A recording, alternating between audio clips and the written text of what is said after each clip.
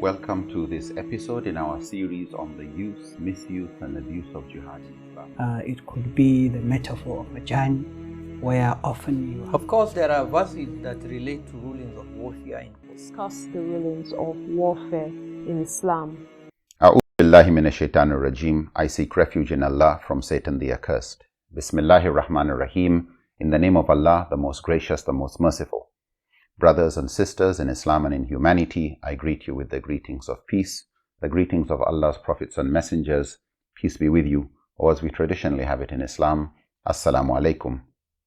You are welcome to the series, The Use, Misuse and Abuse of Jihad in Islam, where we will be looking at the Islamic textual and historical analysis of a series of contentious and common misconceptions regarding the concept of jihad, the Islamic law of war and peace, and the spread of Islam. I am your host, Muhammad Nuruddeen Lemu, and with me to discuss various topics related to this theme are two of our distinguished fellows, trainers and facilitators with the Da'wah Institute, Brother Ibrahim Bello and Sister Salah. You are both most welcome. Assalamu alaikum. Alaikum assalam wa rahmatullahi wa barakatuh. The topic we will be looking at is jihad. This is arguably one of the most controversial, most contentious, one of those concepts that has been a victim of so much misuse, so much abuse by various people. What would you say by way of introduction regarding the importance of this topic? Why are we discussing this particular one? And what kind of issues, misconceptions, contentions are there that we will be looking at, whether they come from the side of Muslims or people of other faiths? Thank you. Bismillahir Rahmanir Rahim. You've already touched on something that's vital to note, which is that the concept of jihad itself is perhaps the most controversial issue when it comes to Islam and how Islam is seen and understood. Islam is seen by non-Muslims as a religion of violence, and as we'll discuss in the series, there are even some Muslims whose conception of the word jihad actually gives credence to that view. It starts off with one thing, which is the translation of the word jihad itself, translated simply as war or holy war. By implication, and as many have interpreted it, that means war against anyone who is not a Muslim, war against them in order to either dominate them or forcefully make them become Muslims. Once you have this translation and conceptualization in place, the next thing that follows, of course, is how are non-Muslims seen or viewed by Muslims who hold such view, or how do non-Muslims believe Muslims see and treat other non-Muslims. It's taken that the default position of Muslims against non-Muslims is domination, war, treats non-Muslims as hostiles, or actually initiate acts of hostility against them. Unfortunately, this is the way jihad has been understood and has been used and misused by non-Muslims and some Muslims, sadly. Another thing that feeds into this idea of Islam as a religion of violence is the fact that retaliation is considered permissible in Islam. It's therefore taken that Islam pushes for punishment as opposed to forgiveness, for retaliation as opposed to unconditional forgiveness and letting go of whatever grievance one might hold against another. It's also taken that Islamically the ideal, which would be forgiveness, is not the aim. The aim for Muslims is hit back, or as someone once put it, kick back. And once you look at the word jihad through that entire prism, it causes a lot of problems because the actual meaning and the actual concept of jihad is far from all these things I've described. Alam Ibrahim, she's mentioned that some non-Muslims, some Muslims have these misconceptions about jihad, What else would you add? Now, just like she mentioned earlier, the concept is misunderstood most among all the concepts of Islam. But also because you have non-Muslims arguing that Christianity is not like Islam. Why? In Christianity, Jesus was even less concerned with punishing a woman that committed adultery. And his argument was only somebody who is sinless has the moral guts or moral right. Similarly, that Christianity is superior to Islam, spiritually, really, because it is a religion that encourages forgiveness. Forgive your enemy. But Islam is there concerned with retaliation, justice, and all of that. They equally argue that Islam sanctions forceful conversion and violence against non-Muslims, just purely because they are non-Muslims. Now, this kind of fear instilled that phobia in the mind of non-Muslims. So they don't want Muslims' domination. They don't want Muslims' presence. And they have that, mutual mistrust that whatever you do to them as a Muslim, you're only waiting for opportunity to dominate them, to overshadow them. So any opportunity they've had in the past, they try to apply the concept of divide and conquer, divide and rule, just to subdue Muslims from getting to the top, because of this kind of perception on the ground that this is your religion and this is your intent. And unfortunately, some Muslims actually understood it this way. So these are some of the reasons why it is important to discuss this topic in detail, to re-educate Muslims who did not get it right, and to clarify to other non-Muslims too that this is the true position of Islam. So basically what you are saying is ignorance about this topic, misconceptions about what really jihad is, what exactly is the law of war and peace in Islam, has led to stereotyping. Sure. And these stereotypings don't just stop there. They lead to discrimination, they lead to prejudice, and they lead to actual conflict. And it hasn't helped when you find some Muslims actually operating on ignorance, not on the teachings of the Quran and Sunnah, and I'm hoping we will cover these things gradually, but justifying what mainstream Islam would consider even criminal. And I think in many ways the media, to a very great extent, even in the entertainment industry, we have not seen any help to clarify this as a general rule. We have found some non-Muslims, we have found some people of other faiths writing positively based on knowledge about the subject of jihad. But before we go into anything in particular, could we have a broad overview of the kind of themes and topics we will be covering? This series is based a lot on the book and training manual of the Da'wah Institute by the same name, The Use, Misuse and Abuse of Jihad. What themes and topics should we expect to cover over the couple of series, inshallah? A number of themes and topics. Firstly, broad and general meaning of jihad, from Quran and Sunnah and juristic understanding. Exactly how does Quran and Sunnah, and from the scholarly perspective, is the word jihad used? Number two, clarifying misconceptions regarding this issue of verse of sword. There is a popular verse that Muslims claim, or some Muslim scholars have claimed, among other verses that were misunderstood or misinterpreted, to have abrogated all verses prescribing peaceful coexistence.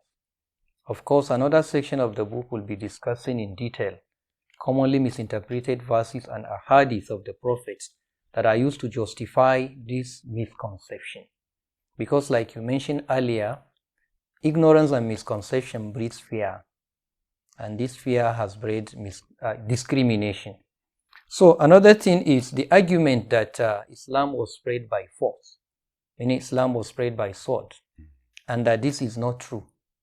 From reality and from history and from democratic factors we have around, when you can still talk of millions of non-Muslims in the Middle East, even while the Prophet was alive, even in the Arabia until this moment. And a number of other factors we'll be looking at. A number of them, like 7 different themes we'll be discussing. Sister Salah, what would you add to? Yeah, we will also look at the history of some of those battles that were fought by the Prophet ﷺ, especially the ones that were fought in the early period of the life of the Muslim community in Medina. We'll be looking at some of the known conditions according to Islamic law and teachings. Conditions for engaging in war, for conduct during war, for disengaging from war, treatment of prisoners of war, and the like. We will do what we can to help explain why certain views are extreme views when considered from the point of view of the Quran and the Sunnah. And we will also be trying to clarify those misconceptions we've been referring to all along. From a methodological point of view, approaching these are topics with immense diversity of opinion among scholars that span from over a period of about 1,400 years. Scholars speaking in different contexts, some in the context of peace, some in the context of war. So there's a huge diversity of opinions regarding nearly every issue to do with jihad. What methodology would we be expecting as we try to simplify a complicated topic? And how do we get to what really does Islam teach when we know there's a lot of misuse and abuse of the concept surrounding jihad and the Islamic law of war and peace? Inshallah, we'll be approaching this issue the way that scholars have approached many issues, which is going to the root, to the basics of Islam. What is Islam if not the Quran and the Sunnah? That's how we learn. That's how we understand what it means to be Muslim. In as much as we know that some of the views that we have said we will try to clarify, to explain, are said or claimed to be based upon verses of the Quran and a hadith and actions of the Prophet ﷺ. We will be looking at those verses of the Quran. Then we'll be looking at the actions of the Prophet ﷺ on the actions of the generations right after him, especially the 4 rightly guided caliphs, and some of those senior elites, if you like, companions. How did they understand those very verses, like the verse of the sword that Brother Ibrahim referred to? How did they understand those verses? How did they apply those verses? Not just those verses in particular, but the entirety of the Quran, because we can't talk about any of those verses of the Quran in isolation from the entire verse itself. So we will take it from that angle, because some conclusions that can be laid on the table right now before we begin is that a careful study of the Prophet ﷺ, how he conducted himself during battle, before going into battle, what choices he made, whether to go to war or to sign a treaty, how he acted to end any hostility or war.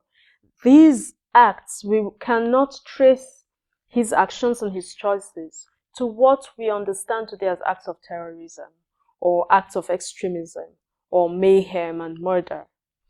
Even where people would sometimes, use these verses to support fighting against peaceful people, we can't find evidence for that in the Sirah or the Sunnah, whichever angle we are looking at it from.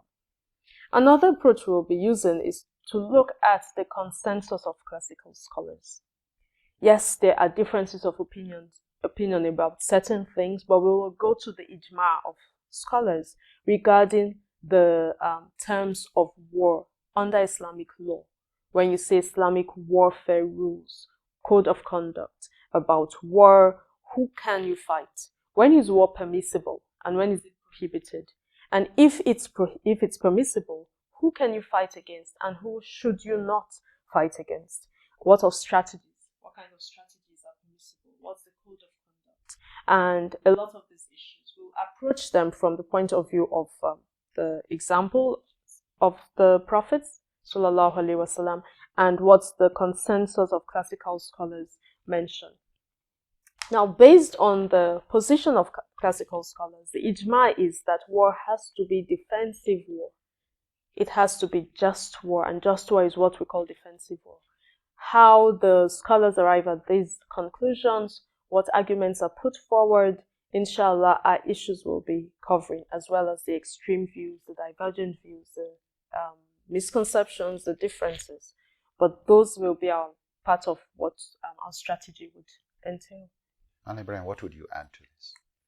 Yeah, also, looking at all the details, when we go back to drawing board from Quran and Sunnah, you will find that it is clear that Islam has nothing to do with this issue of unjustified hostility or unprovoked aggression against others simply because they are non-Muslims.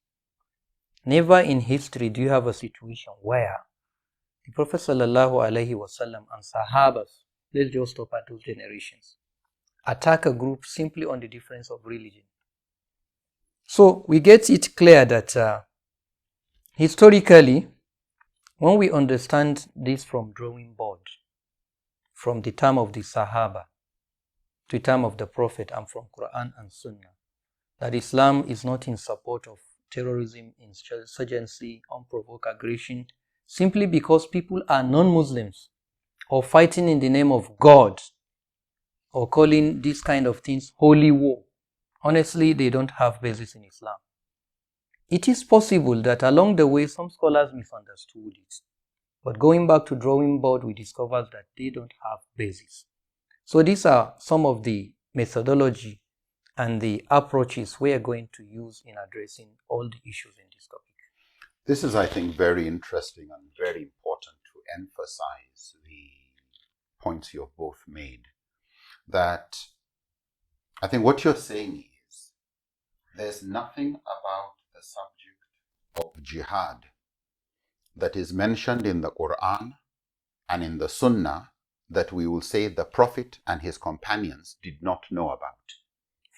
And so if there's a verse of the Quran, we will see how it was understood and implemented in the life of the Prophet or in the lives of his companions. We don't need to go to some generation of scholars later. While that insight may be useful, but if it is to understand the Quran and the Sunnah in the context of the lives of the Prophet ﷺ and his companions, we really don't need to go too far. We will therefore have to look at the textual context. What did the verse itself say? In what context was the verse, discussing this subject area? What would be the circumstances of the revelation of a verse, the sababul nuzul or the sababul wurud, the context of the statement of the hadith, and how was it implemented in the life of the Prophet and his companions? In other words, to get to what you'd call the original understanding of these verses and the relevant hadith, because that's really what is binding. The opinion of scholars, our opinion of scholars, and as you said, by going there, we're actually going to the most authoritative sources, the drawing board of Islam, the Quran and the Sunnah, as understood by the Prophet and his companions. Having said that, I think it is very true also that we have a diversity of views among scholars on every topic to do with Islamic law, to do with changing context, etc. When it comes to the subject of jihad, and we see diversity of opinions, what would account for the reasons why scholars may differ on the issues surrounding justification and the conduct of warfare in Islamic jurisprudence? Yeah, when it comes to issue of subjects like jihad, a number of reasons. One of it is when you have silence in the text. If the text is not very clear, it gives room for some ambiguity, some level of, unclarity. And so it allows scholars to do ijtihad, juristic reasoning. Now, juristic reasoning, as it is called, a number of tools scholars will use. Some will use various tools of ijtihad, which we call secondary sources of Sharia. But then the implication is they are likely to arrive at different answers to some key questions. For instance, cyber warfare. Should Muslims use it? Can Muslims use unmanned drones in fighting? What about weapons of mass destruction? You don't have a very clear example of this kind of instances when the Prophet was alive. Another reason is socio-cultural realities of these scholars. So just before you move on that, so the first point you're making is that we do have some aspects of the subject of jihad that are contemporary in nature. Yes. And you've mentioned using of unmanned drones, Yeah.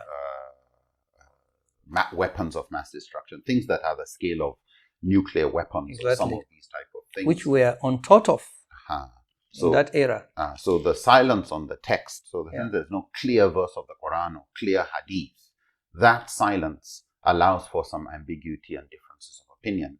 Scholars would have different approaches to that. Okay. Similarly, you have socio-cultural realities of these scholars.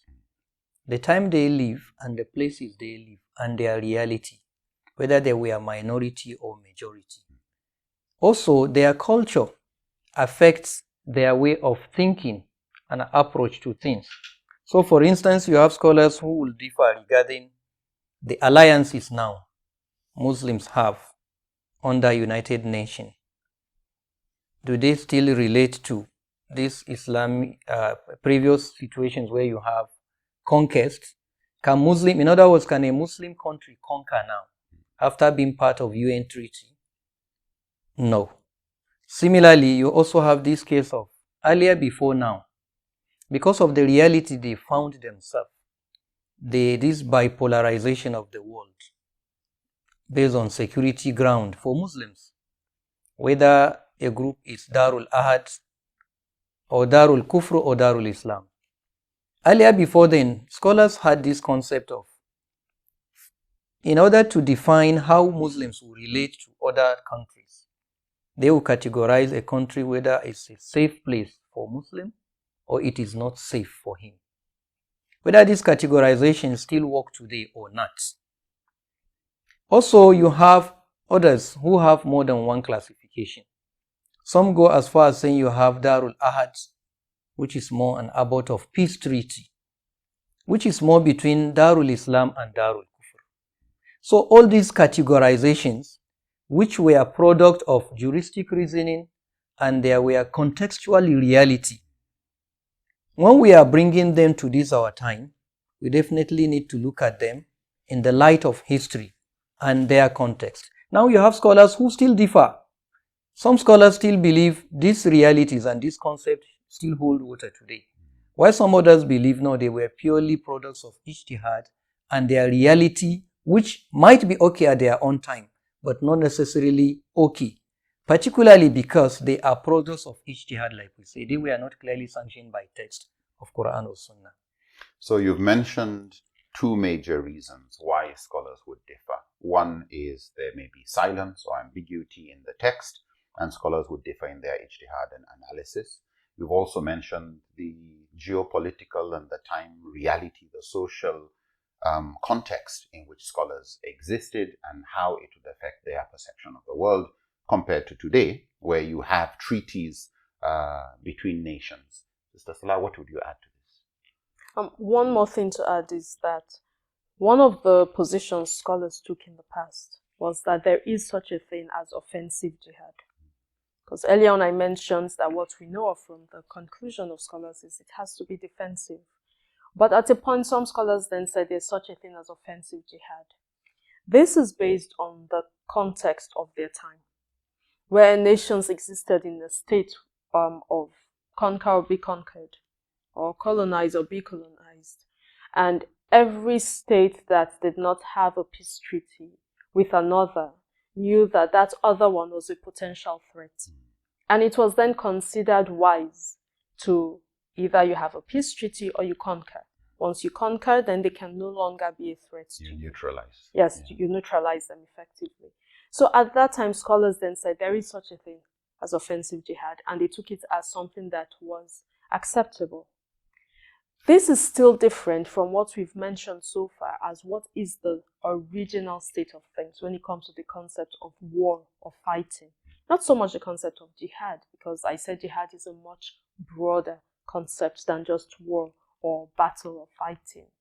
However, if one were to say that that position of scholars, that there is such a thing as acceptable offensive jihad, if one were to say, okay, fine, that worked for them, as Brother Ibrahim mentioned, that context changed around 1945 with the UN Charter, which allowed nations to come together, to come to an agreement about how they would relate with one another. And they had to have that agreement to push back all these concepts of just, rolling into another country and taking over the country because you want their resources, or you say they're a potential threat because you don't have a treaty with them. And you have all the other agreements and charters and so on that the UN came up with, including the United Nations Declaration for Human Rights and so on. All of these things have created a platform for countries to find peace, to establish peace, and for greater stability internationally. It no longer holds that we are in a state of conquer or be conquered. So that position held by scholars at that time has to change. That opinion has to shift. Because one of the maxims of Islam states that there is no denying that with the change in context, there comes change in fatwa. Also, Allah mentions in Surah Al-Anfal, verse 61, that if they incline to peace, so should you. And, rely on Allah. Verily, it is Allah who is the all-seeing, the all-knowing. That verse just underscores the importance of once someone who is hostile reverts to a position of peace, then you are obliged to revert to a position of peace as well. Because your only justification for engaging in war in the first place is because the other person initiated hostilities. So, what you're saying is, if we look more carefully at the Quran and the Sunnah, the teaching is that the norm is that we should be peaceful with others. Yes. That war should not be justified as the norm. War is the exception. War is what you have to do if you have to get peace. And it has to be defensive if we go by the Quran and Sunnah. Mm-hmm. But that because the norm in most societies was you conquer or be conquered, then naturally anybody living in that type of context needs to be prepared for hostile others. And as you've mentioned, if you didn't have treaties, it was assumed, therefore, that you could colonize. And this is what we saw everybody doing in the world. Mm-hmm. Nigeria, the third world. In fact, many parts of the world were just being colonized by other parts of the world. Stronger countries. Yeah, and I think the big one was World War II, when Hitler tried to colonize colonizers. So you always had everybody colonizing. And it was, enough is enough. Too many people have died. Can we have a treaty, which, as you've mentioned, is exactly in line with what the Quran teaches. If the enemy inclines towards peace, then so should you. And so this is actually a welcome development that Muslims are proud and happy to be a part of. But what that does is it has made a historical shift in the default, which is that instead of the default being colonize or be colonized, conquer or be conquered, the default now in international relations is one of peace.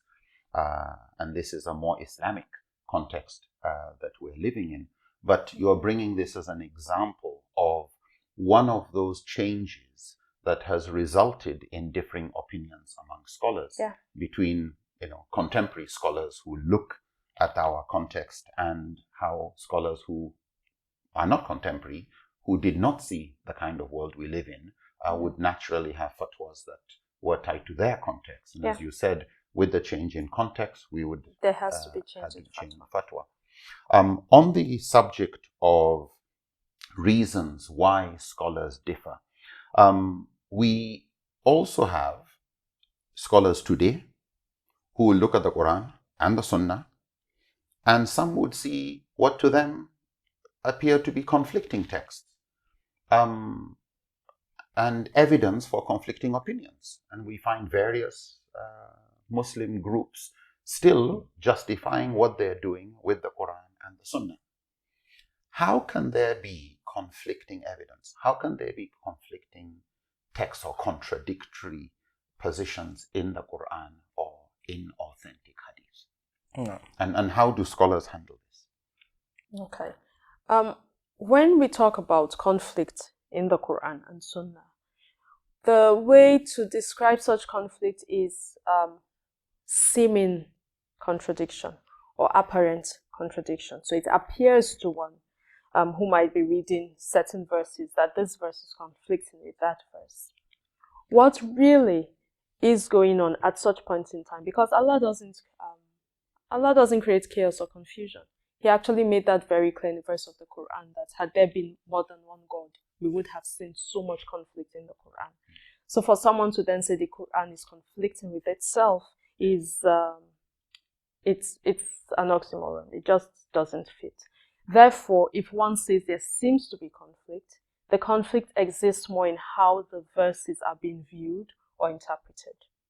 Typically, there are certain reasons why conflict may appear to exist.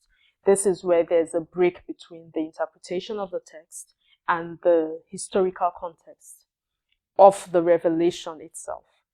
There may also be a break between the interpretation of the verse and the linguistic context. So what I mean by this is someone is interpreting the verse in a specific way without connecting it very closely with what do those words, the collection of words actually mean. There's also the context of the entire revelation itself, where a verse is being interpreted in isolation of the rest of, let's say, the Quran, or a statement of the Prophet ﷺ being interpreted in isolation of other statements that he has made on the subject, on related issues. Back to what I mentioned about the historical context, that a verse would be revealed, and you have to understand what was going on historically at that time. We just gave an example of the state of the world at one time, conquer or be conquered, which helps us understand why some scholars would conclude that then it's okay to initiate hostilities.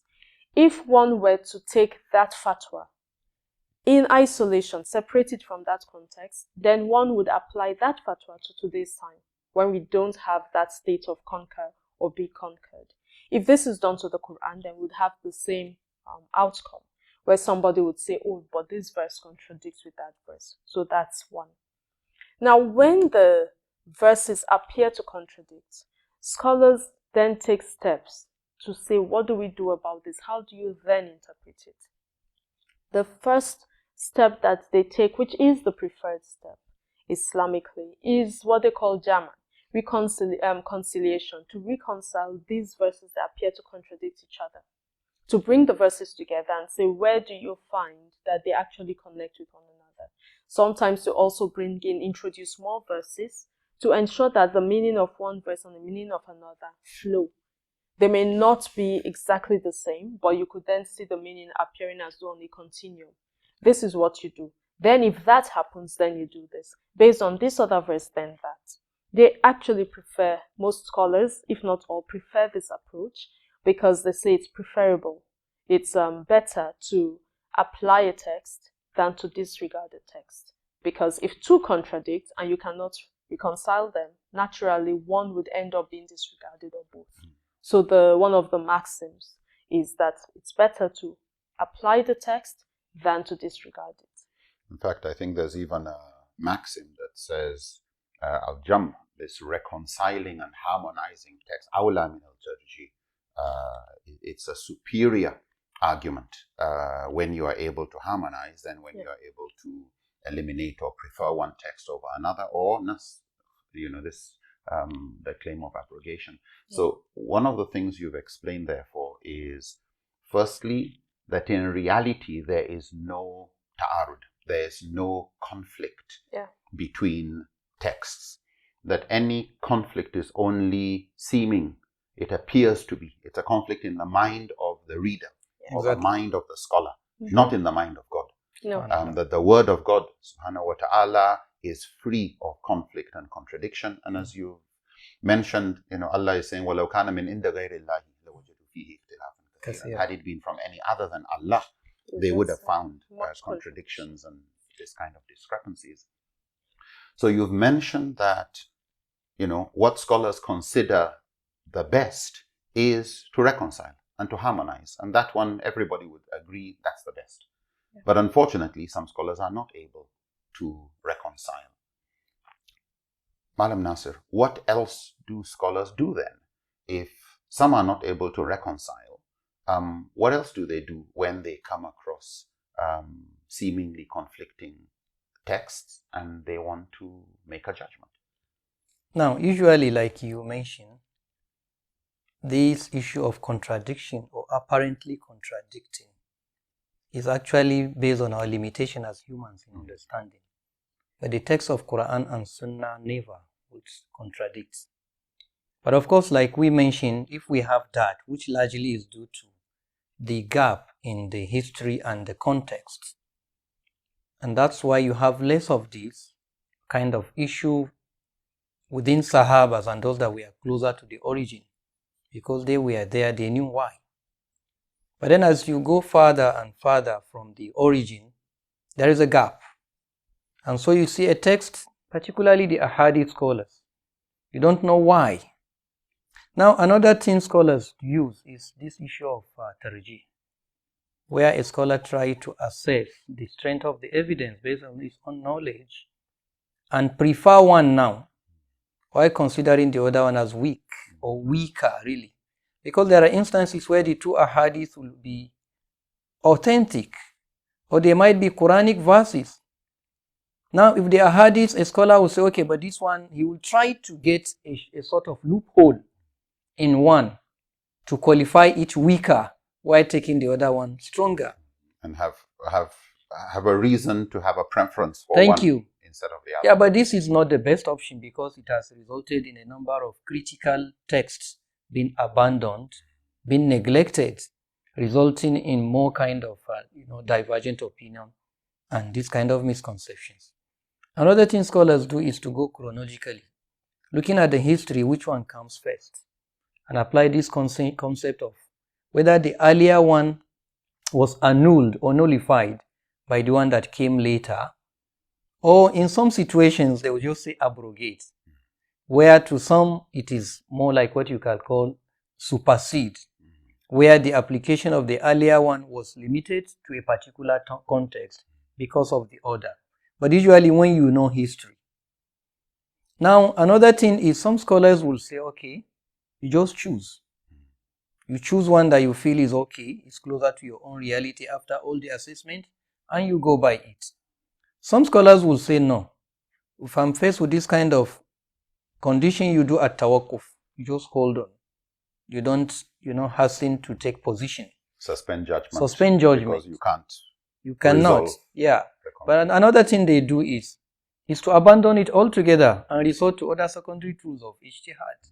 That if the two are strong enough and I can't decide and I can't choose, let me suspend or abandon this. This one is called tasakut. Now, these are a number of approaches scholars have used. Generally, particularly when it comes to issue of these apparently contradicting verses. But in reality, they are not contradicting. But of course, because we are humans and we are far from history, these are some of the things that resulted in these differences of opinion. Yeah. So, what you've said is differences of opinions among scholars on the subject of jihad could result due to silence in the text, and the scholars, based on their methodological tools of Islamic legal theory, usul al-fiqh, methodology of ijtihad, come to differing opinions. They could also differ because they differ in their contexts, they differ in their times, they differ in their own geopolitical realities, they differ in the kind of international relations that exist in their own times and contexts. But you said they could differ also because they differ in how they handle texts that seemingly conflict with each other. Some scholars are able to reconcile and harmonize these texts. Others prefer one to the other. Others say one has been abrogated by the other. Others suspend the judgment because they can't reconcile. Others, as you've mentioned, would just put pause and just say, I suspend judgment. Others would look at the evidence as being equally valid and pick any, and others will just drop all the evidence and go with, as you've mentioned, secondary sources of law. But I think, as you've mentioned, our hope in approaching this topic is to seek harmonization, is to look very carefully at the wordings of the verses of the Quran and the Hadith. How did the Prophet and the companions understand the wording in their actions or in any explanations they would have given? To look at the text in its own textual context. How is the verse understood by looking at the verses around it? How is the verse understood by looking at other verses related to the same topic in the Quran or in the Hadith? Looking at the historical context of the verses, like what was going on, the sabab al-nuzul or the sabab al-wurud of Hadith, but also to look at how these were implemented by the Prophet. In other words, if you're not clear about what was said, then let's look at actions, because these usually would speak louder than words, and we would understand the text by the seerah, by what exactly was said and done during the time of the Prophet ﷺ. Insha'Allah, these are topics that we look forward to going through more slowly and more carefully, but this brings us to the end of our discussion for today. I'd like to thank you both for your contributions and insights. Inshallah, until next time, Assalamu alaikum wa rahmatullahi ta'ala wa